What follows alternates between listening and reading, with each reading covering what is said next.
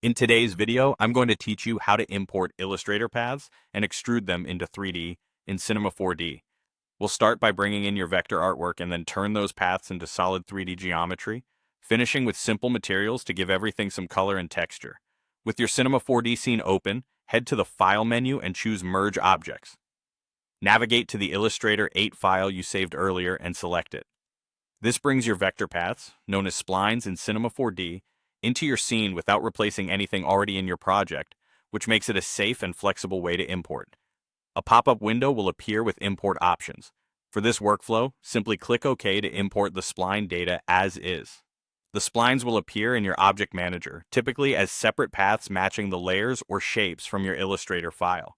If you brought in multiple splines and you'd like to treat them as a single object, select all the splines you want to merge, right-click in the Object Manager, and choose Connect Objects and Delete.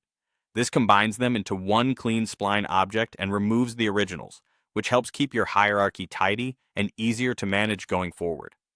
If you prefer to keep them separate for different materials later, you can skip this step. Now let's make it 3D. Click to select the spline you want to extrude.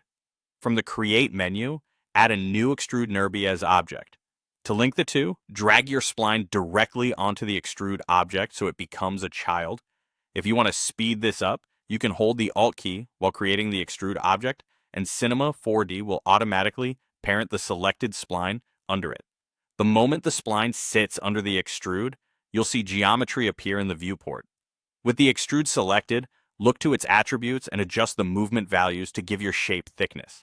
Increasing the depth will push the shape along its local axis, turning your flat path into a solid form. Keep an eye on your viewport as you tweak. Small increments often give better control and prevent overly thick geometry. To finish, create one or more new materials in the Material Manager and drag them onto your extruded object in the Viewport or Object Manager. This is where you add color and texture. You can apply different materials to different extruded objects if you kept your splines separate earlier, or use a single material if you merged them.